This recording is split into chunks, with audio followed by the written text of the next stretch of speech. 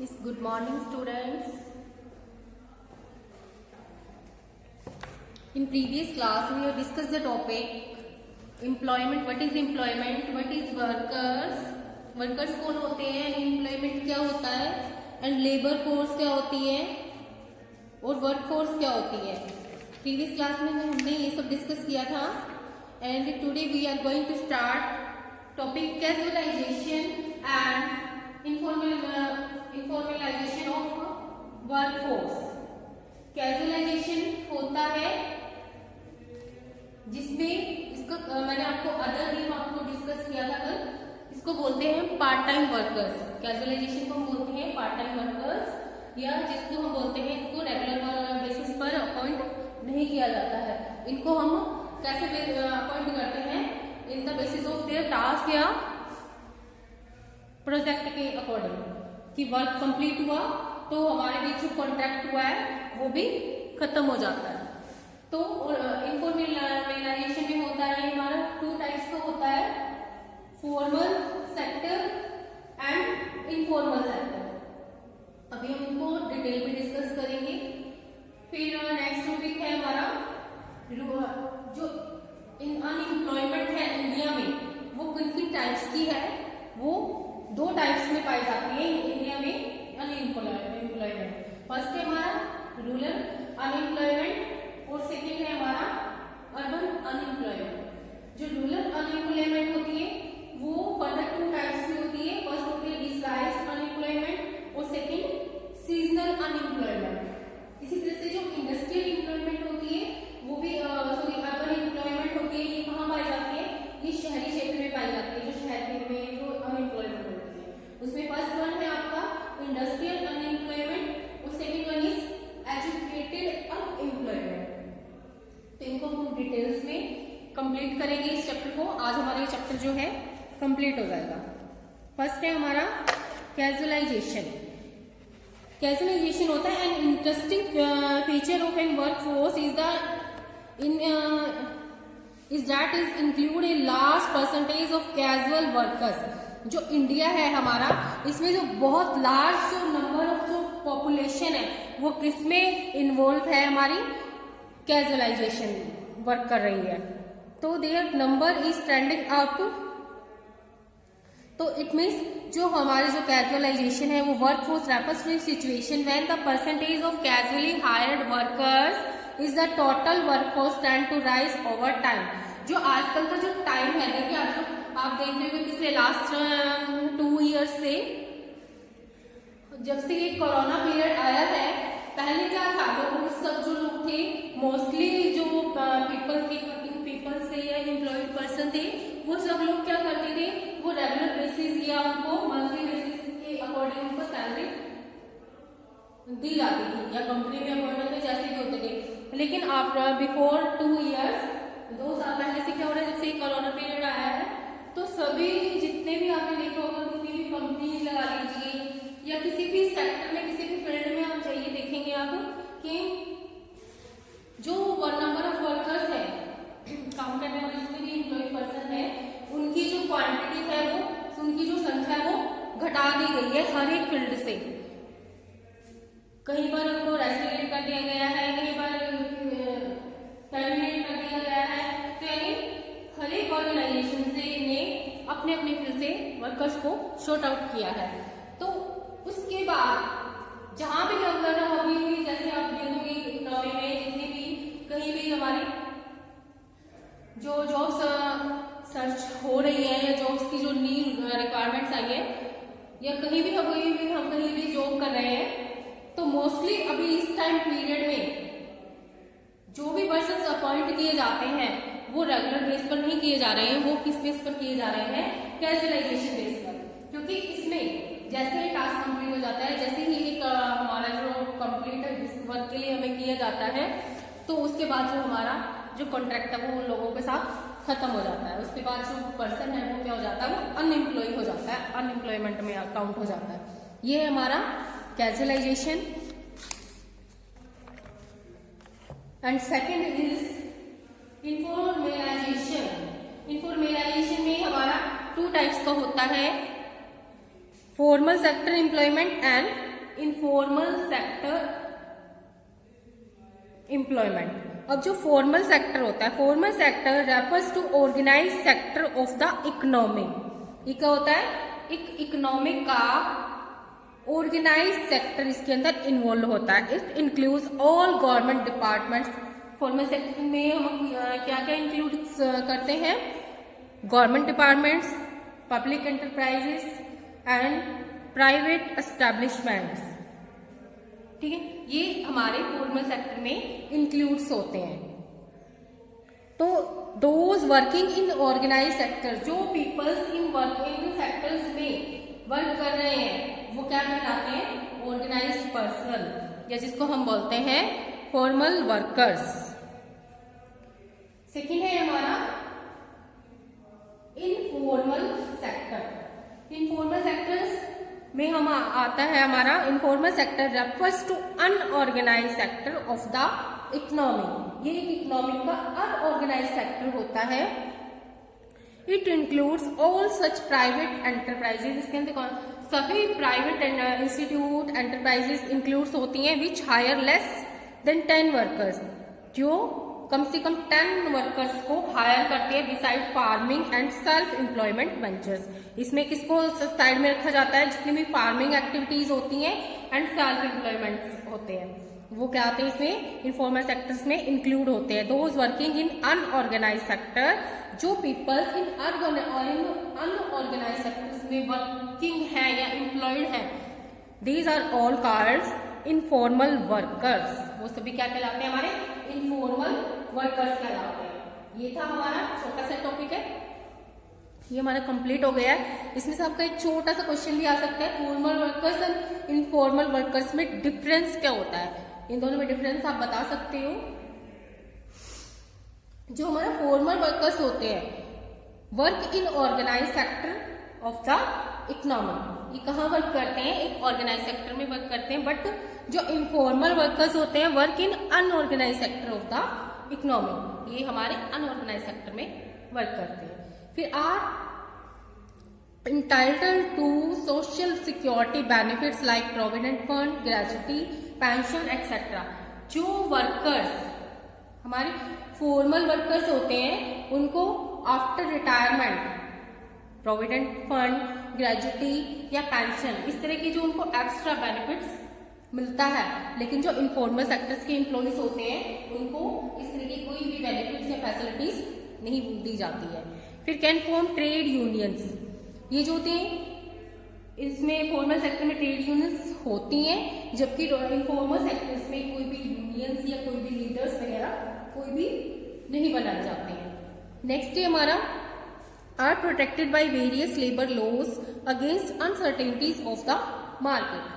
जितने भी हमारे गवर्नमेंट सेक्टर के एम्प्लॉइज होते हैं, गवर्नमेंट एम्प्लॉइज होते हैं, गवर्नमेंट जॉब ओरिएंटेड होते हैं, उन सभी पीपल्स को पर कोई भी अनसर्टेनिटीज आ जाती है। सपोज जैसे जो हमारी गवर्नमेंट एम्प्लॉइज हैं इन कोरोना पीरियड, उन सभी को प्रॉपर वर्किंग आवर्स दिए जा रहे हैं, उनको प्रॉपर सैलरी दे रही है गवर्नमेंट। बट जो हमारे जो फॉर्मल सेक्टर, इनफॉर्मल सेक्टर के जो एम्प्लॉइज हैं, उनके ऊपर सबसे ज्यादा इफेक्ट क्या पड़ रहा है?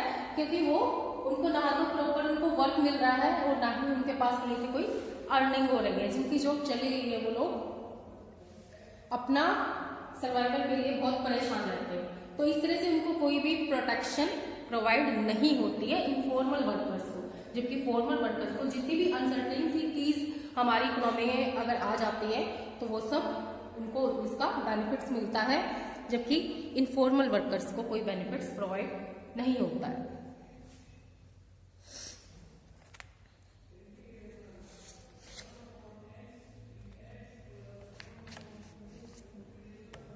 अब नेक्स्ट टॉपिक है हमारा अनएम्प्लॉयमेंट इन इंडिया।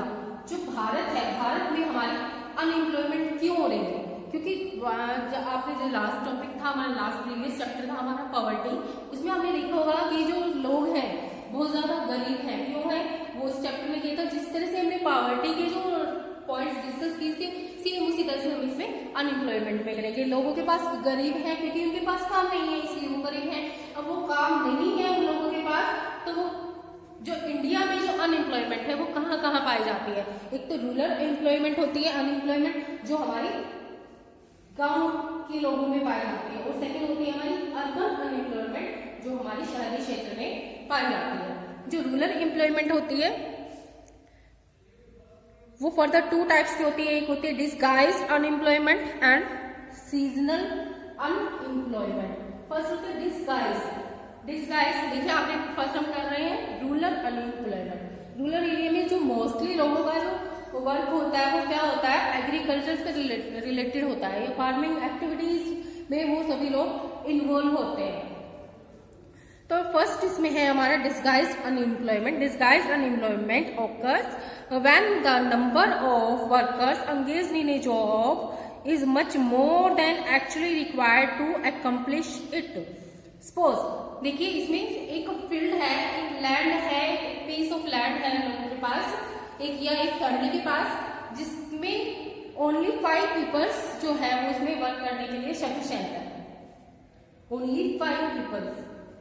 लेकिन अगर हम उसके अंदर जो और भी फैमिली मेंबर्स हैं, सपोज फैमिली में 8 जेंट्स हैं और भी जो छोटे बच्चे हैं या फीमेल्स हैं, लेकिन उसी फील्ड में अगर वो भी लोग चले जाते हैं, उनके बच्चे भी और उनके जो फीमेल वर्कर्स हैं वो भी चले जाते हैं अगर उसमें, तो लेकिन वो काम तो कर रहे हैं लेकिन उनकी कोई रिक्वायरमेंट नहीं है, यानी इट मीन्स वहां पर उस फील्ड पर काम करने के लिए ओनली कितने पीपल्स चाहिए हमें, ओनली।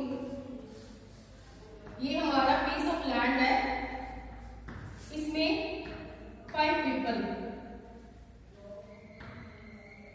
नीड, जरूरत है मेरी बाहर। लेकिन अगर हम इस पर हम 10 पीपल्स को लगा देते हैं तो जो 5 एक्स्ट्रा होंगे ये हमारे क्या कहलाएंगे, डिस्गाइज्ड अनएम्प्लॉयमेंट, यानी वहां पर हमें उनकी जरूरत नहीं है लेकिन फिर भी जो 5 अदर पीपल्स हैं वो इस वर्क में इन्वॉल्व है, तो ये हमारा क्या कहलाएगा, हमारा डिस्गाइज्ड अनएम्प्लॉयमेंट। अगर इनमें से if some of are withdrawn from the job total production will not fall, तो अगर इनमें से अब 10 पीपल्स इसमें इन्वॉल्व है ऑलरेडी, अगर इनमें से 2 या 3 पीपल्स हमारे जो है वो बाहर निकल जाते हैं, 2 और 3 पीपल्स विड्रॉ हो गए, तो हमारा जो टोटल प्रोडक्शन है उस पर कोई भी चेंज नहीं होगा, टोटल प्रोडक्शन हमारी एज इट इज रहेगी, क्योंकि वहां पर ऑलरेडी 5 वर्कर्स की ही नीड है और 5 वर्कर्स वहां पर ऑलरेडी वर्क कर रहे हैं। तो इसीलिए जो हमारी जो डिस्गाइज्ड अनएम्प्लॉयमेंट है वो कौन से एरिया में मिलती है, वो हमें रूरल एरिया में ज्यादा पाई जाती है। अब next topic is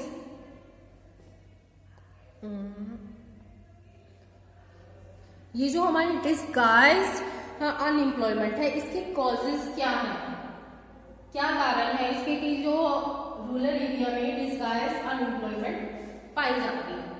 first one is on account of joint family system.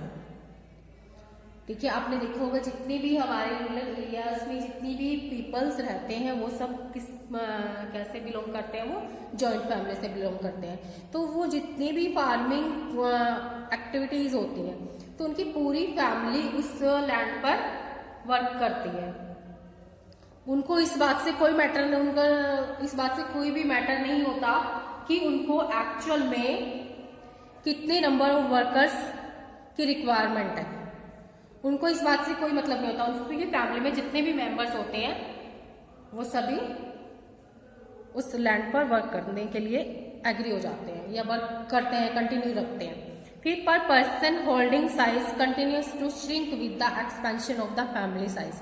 अब आप देख रहे हैं कि जो लैंड ऑफ पीस है ये तो इतना ही है, लेकिन जो फैमिली मेंबर्स हैं, जो फैमिली का जो साइज है वो क्या हो रहा है, वो इंक्रीज होता जा रहा है। जैसे सपोज पहले ये हमारे पास 100 हेक्टेयर लैंड थी एग्रीकल्चर के लिए, उसके बाद फिर फैमिली बढ़ गई, पहले 10% थी, फिर फैमिली में 12 हो गए, फिर 15 हो गए, लेकिन जो पीस ऑफ लैंड है वो 100 हेक्टेयर का ही है, उसमें कोई चेंज नहीं हुआ है। तो जो पर करें या पर पर्सन कितना वर्क करता है या कितना कमाता है, तो वो एवरेज जब हम निकालेंगे, एवरेज प्रोडक्शन निकालेंगे या एवरेज इनकम हम निकालेंगे, तो वो क्या हो जाएगा, क्या है, वो डे बाय डे कम होता जा रहा है due to size of family. फिर lack of job opportunities outside agriculture compels of the people to work on family farms. अब हमने देखा होगा, ये हम रूरल एरिया की बात करें तो रूरल एरिया में जितने भी हमारे इतनी फैसिलिटीज नहीं दी जाती है, जॉब्स की जॉब अपॉर्चुनिटीज बहुत ही कम पाई जाती है, तो इसीलिए भी वहां पर अनएम्प्लॉयमेंट हमारी देखने में मिलती है। ये था हमारा डिस्गाइज्ड अनएम्प्लॉयमेंट क्या होती है, इसका मीनिंग हो गया, और इसके कॉजेस कि ये किस तरह से पाई जाती है, इसके कारण क्या है कि जो रूरल एरिया में डिस्गाइज्ड अनएम्प्लॉयमेंट पाई जाती है। सेकेंड है हमारा सीजनल अनएम्प्लॉयमेंट। सीजनल से आपको समझ में आ रहा होगा कि जो हमारी ये सब क्या है, रूरल एरिया से है, और रूरल एरिया में मोस्टली जो वर्कर्स होते हैं वो क्या काम करते हैं, एग्रीकल्चर या फार्मिंग से रिलेटेड वर्क करते हैं। जितने भी आपने देखा होगा, जितनी भी हमारी एग्रीकल्चर एक्टिविटीज होती है या जितनी भी हम प्रोडक्शन होती है हमारी एग्रीकल्चर से रिलेटेड, वो सब हमारे सीजनल होते हैं। तो जो फार्मर्स होते हैं, जो पीपल्स उसमें एग्रीकल्चर एक्टिविटीज में इन्वॉल्व होते हैं, वो कुछ टाइम वर्क करते हैं और कुछ टाइम वो लोग फ्री होते हैं, उनके पास कोई काम नहीं होता है, तो वो क्या कहलाते हैं, हमारी सीजनल अनएम्प्लॉयमेंट। यानी कुछ मंथ्स तो उनके पास बहुत ज्यादा काम होता है और बाकी के कुछ मंथ्स उनको क्या होता है, खाली बैठकर बिताने होते हैं, तो ये भी हमारी क्या कहलाती है, सीजनल अनएम्प्लॉयमेंट होती है।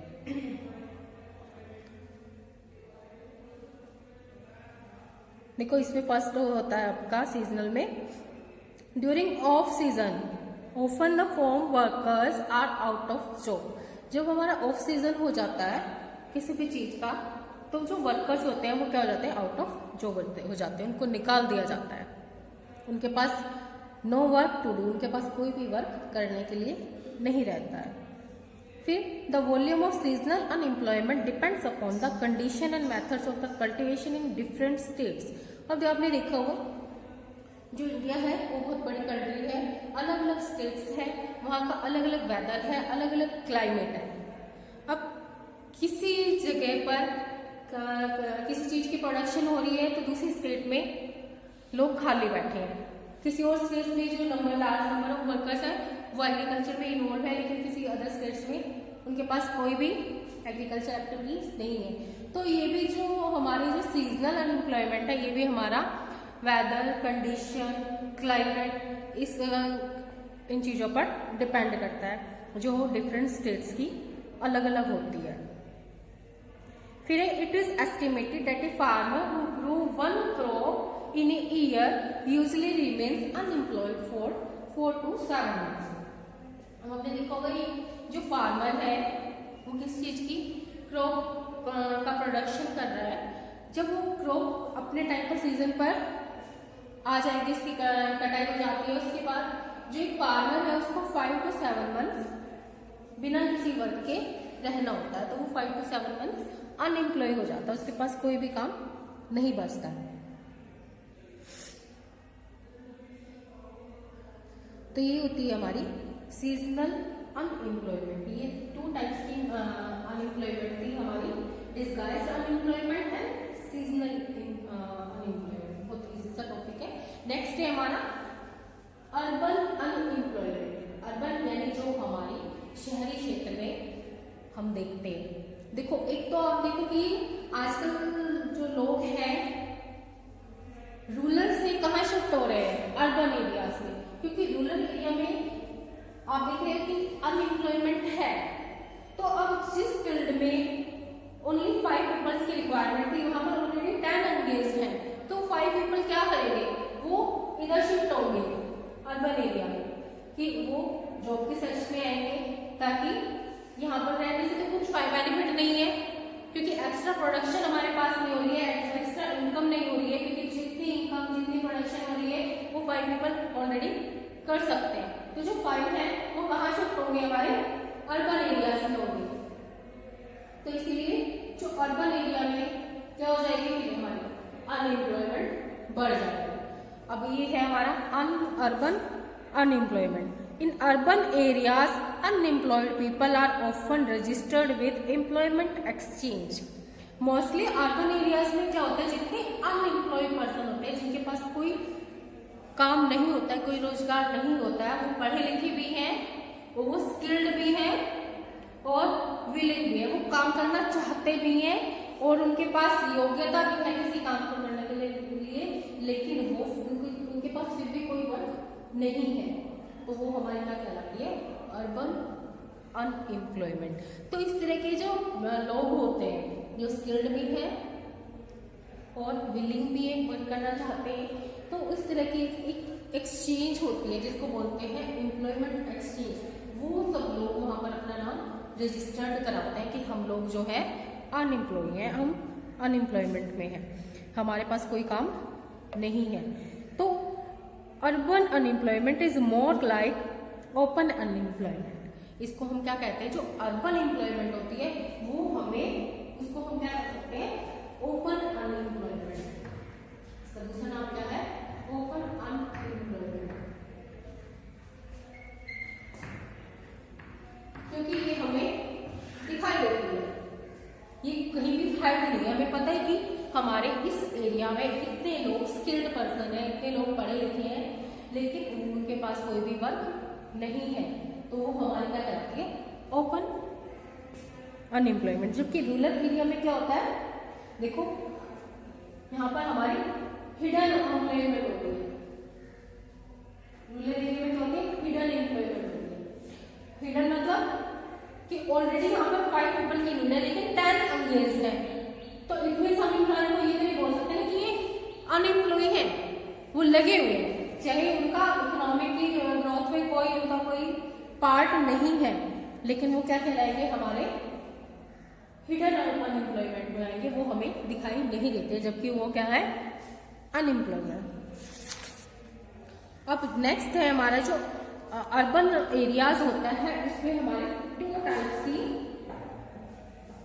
बेरोजगारी या अनएम्प्लॉयमेंट होती है। फर्स्ट है हमारा इंडस्ट्रियल अनएम्प्लॉयमेंट और सेकंड है एजुकेटेड अनएम्प्लॉयमेंट। इंडस्ट्रियल अनएम्प्लॉयमेंट होता है, it includes those illiterate persons who are willing to work in industries. इसमें इंडस्ट्रियल अनएम्प्लॉयमेंट में हम उन लोगों को काउंट करेंगे जो पढ़े लिखे नहीं हैं, कम या बहुत ही कम पढ़े लिखे हैं, लेकिन वो वर्क करना चाहते हैं किसी भी इंडस्ट्री में एज ए लेबर या एज ए वर्कर, लेकिन उनके पास कोई भी वर्क नहीं है, चाहते तो है लेकिन उनके पास कोई भी वर्क नहीं है, तो वो हमारी क्या कहलाती है, इंडस्ट्रियल अनएम्प्लॉयमेंट। जो इंडस्ट्रियल अनएम्प्लॉयमेंट होती है, इसकी कौन कौन से कॉजेज है, इसकी कौन कौन से कारण है, ये क्यों पाई जाती है। First one is rapid rise in population over time. आप देखें जो पॉपुलेशन है वो क्या है, इंडिया की डे बाय डे इंक्रीज होती जा रही है, लेकिन उसके अकॉर्डिंग जिस तरह से जितने लोग जो हर साल इतने लोग स्किल्ड होकर, इतने लोग डिग्री होल्डर होकर खड़े हो जाते हैं, उसके अकॉर्डिंग जितने लोग पढ़े लिखे हो जाते हैं हर साल, लेकिन उसके अकॉर्डिंग उनको जॉब अपॉर्चुनिटीज नहीं मिलती है, ये कारण है। फिर नेक्स्ट है हमारा concentration of industry in the urban areas.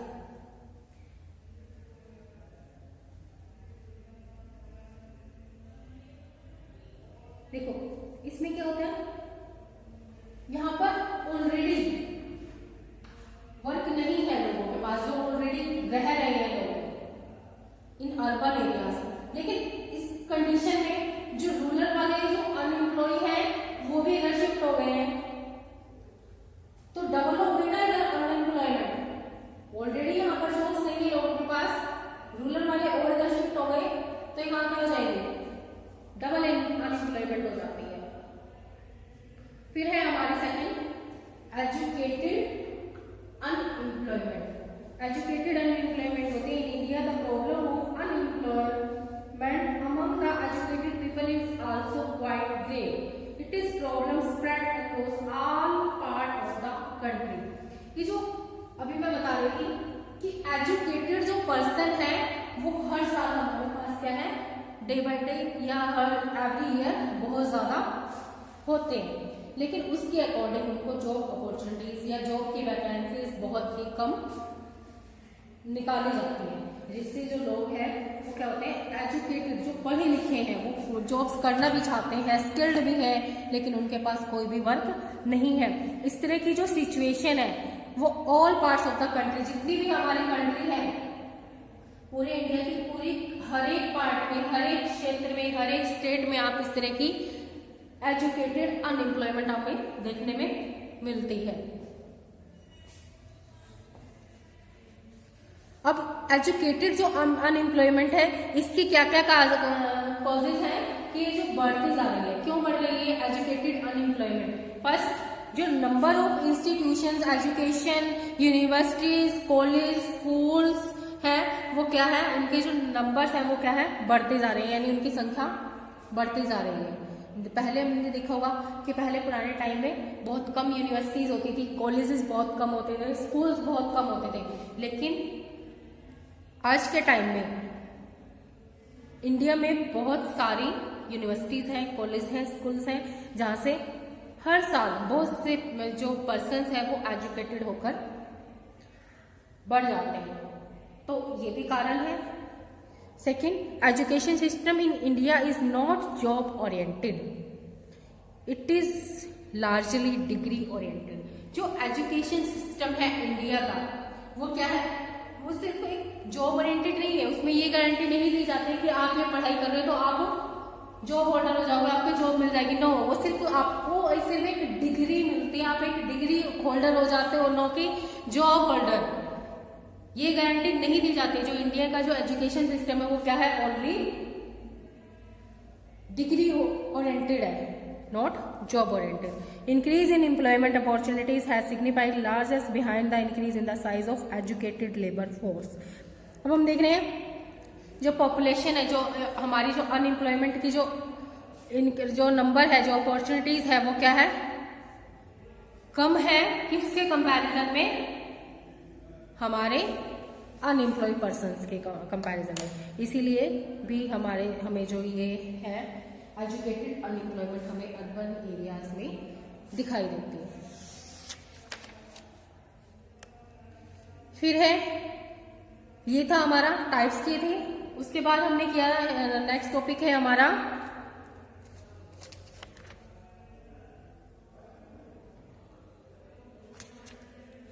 Causes of unemployment in India. India में क्या कारण है अनएम्प्लॉयमेंट के? First one is slow economic growth. जो इकोनॉमिक ग्रोथ है वो क्या है, बहुत ही स्लो है, यानी जो हमारी जीडीपी है, ग्रॉस डोमेस्टिक प्रोडक्शन, वो क्या है, बहुत ही स्लो है। इसलिए भी हमारी जो अनएम्प्लॉयमेंट है वो इंडिया में बहुत ज्यादा देखी जाती है। फिर रैपिड ग्रोथ ऑफ पॉपुलेशन, जो पॉपुलेशन की जो ग्रोथ है वो क्या है, इंक्रीज होती जा रही है। ये भी हमारे इंडिया के लिए एक बहुत मेजर प्रॉब्लम है। फिर एग्रीकल्चर यानी सीजनल ऑक्यूपेशन, जो सीजनल एक्टिविटीज होती हैं, जो सीजनल ऑक्यूपेशंस होते हैं, उनसे भी हमें क्या है, अनएम्प्लॉयमेंट देखने को मिलती है इंडिया में। फिर lack of irrigation facilities, irrigation में आप देखेंगे कि जो अभी भी जो बहुत सारे एरियाज ऐसे हैं जहां पर प्रॉपर लोगों को फैसिलिटीज प्रोवाइड नहीं की जाती है, प्रॉपर नहरें नहीं है, प्रॉपर उनको पानी की सिंचाई करने के लिए कोई व्यवस्था नहीं है, ये भी लैक है। फिर जॉइंट फैमिली सिस्टम जब होता है तो वही कि नंबर ऑफ पीपल्स की 5 पीपल्स की रिक्वायरमेंट है, लेकिन वहां पर 10 इन्वॉल्व है, ये भी हमारी मेजर प्रॉब्लम है। तो इस तरह से ये हमारे कुछ पॉइंट्स दिए हैं, ये आप स्टडी करोगे समझ में आ जाएगा अच्छे से आपको। फिर है आपका economic and social consequence of unemployment. इसके इफेक्ट्स क्या क्या कॉन्सिक्वेंस होते हैं, हमारे इफेक्ट्स अनएम्प्लॉयमेंट के हमारी इकोनॉमिक पर क्या क्या इफेक्ट्स पड़ते हैं। फर्स्ट, नॉन इकोनॉमिक कॉन्सिक्वेंस और एक सोशल कॉन्सिक्वेंस। फर्स्ट, जो पूरी इकोनॉमिक पर जो इफेक्ट पड़ता है वो हमारा आता है इकोनॉमिक कॉन्सिक्वेंस, और जो सोशल, जो हमारी सोसाइटी पर जो हमारा इफेक्ट पड़ता है अनएम्प्लॉयमेंट का, वो हमारे आते हैं सोशल कॉन्सिक्वेंस में। इकोनॉमिक में हमारे non utilisation of man power, loss of output, low capital formalisation, यानी हमारी जो लोग अनएम्प्लॉय होंगे तो उससे क्या होगा, प्रोडक्शन कम होगी, प्रोडक्शन कम होगी तो आउटपुट कम होगा, आउटपुट कम होगा तो हमारी कैपिटल फॉर्मेशन भी कम हो जाएगी इन इकोनॉमिक। फिर लो प्रोडक्टिविटी, प्रोडक्शन भी लो होगा। फिर सोशल कॉन्सिक्वेंस यानी अनएम्प्लॉयमेंट का हमारी सोशल पर क्या इफेक्ट पड़ता है, हमारी सोसाइटी पर क्या इफेक्ट पड़ता है। फिर इससे क्या क्या होता है, हमारा सोशल में हमारा low quality of the life, जो हमारी जो स्टैंडर्ड ऑफ लिविंग है वो क्या हो जाता है, लो हो जाएगी, क्योंकि जब लोगों के पास काम ही नहीं है तो अपना स्टैंडर्ड कहाँ से मेंटेन करेंगे। फिर ग्रेटर इनइक्वालिटीज, इसमें क्या हो जाता है, जो अमीर है वो और ज्यादा अमीर होते हैं जब एम्प्लॉयमेंट बहुत ज्यादा फैल जाती है किसी नेशन में, किसी इकोनॉमिक में, और जो गरीब लोग हैं वो बहुत ज्यादा पुअर हो जाता है, इनइक्वालिटी फैल जाती है पूरे इकोनॉमी में। फिर सोशल अनरेस्ट, यानी इसमें जब बेरोजगारी फैलेंगी तो इस तरह से हमारे देश में क्या होगा, फिर लोग गलत काम करेंगे, चोरी करेंगे, आतंक को फैलाएंगे, आतंकवादी बनेंगे, तो इससे क्या हो जाता है, सोशल अनरेस्ट हो जाता है। फिर क्लास स्ट्रगल, इसमें जो हमारी सोसाइटी है उसके अंदर क्या हो जाता है, लोगों के बीच में आपस में झगड़े होते हैं जो हमारी सोशल प्रॉब्लम्स में इंक्लूड किए जाते हैं। फिर suggestions to solve of problem of unemployment, जो हमें कुछ सजेशन देने हैं जिससे जो हमारी जो अनएम्प्लॉयमेंट है भारत में वो कम हो जाए। फर्स्ट होता है इंक्रीज इन प्रोडक्टिविटी, अपने प्रोडक्शन को इंक्रीज करना, नई नई टेक्नोलॉजी लाना। फिर high rate of capital formation, capital formation को हाई करना। Help to self employed person, जो लोग खुद का बिजनेस लाना चाहते हैं, कोई भी सेल्फ एम्प्लॉयड है उनकी हेल्प कराना ताकि वो अपने बिजनेस को कंटिन्यू रख सके, उस बिजनेस को बढ़ा सके। फिर एजुकेशन रिफॉर्म्स, एजुकेशन सिस्टम में थोड़ा सा सुधार करना। टेक्निक्स ऑफ प्रोडक्शन, प्रोडक्शन के लिए न्यू न्यू टेक्निक्स लगाना। कोऑपरेटिव इंडस्ट्रीज बनाना जिसमें प्राइवेट और गवर्नमेंट दोनों सेक्टर मिलकर काम करेंगे तो लोगों को ज्यादा से ज्यादा रोजगार मिलेगा। फिर importance to employment programmes in plan, अपने जो भी हमारे जो 5 ईयर प्लान बनाए जाते हैं, कोई भी गवर्नमेंट आती है तो क्या होती है, पंचवर्षीय योजनाएं बनाते हैं जिसमें रोजगार के ज्यादा से ज्यादा प्लान्स बनाए जाने चाहिए, जिसमें लोगों को सब ज्यादा से ज्यादा रोजगार मिले। Now your chapter is over, ये आपका अनएम्प्लॉयमेंट का चैप्टर जो है वो कंप्लीट हो गया है। नेक्स्ट क्लास में हम आपका करेंगे infrastructure. Okay guys, now class is over.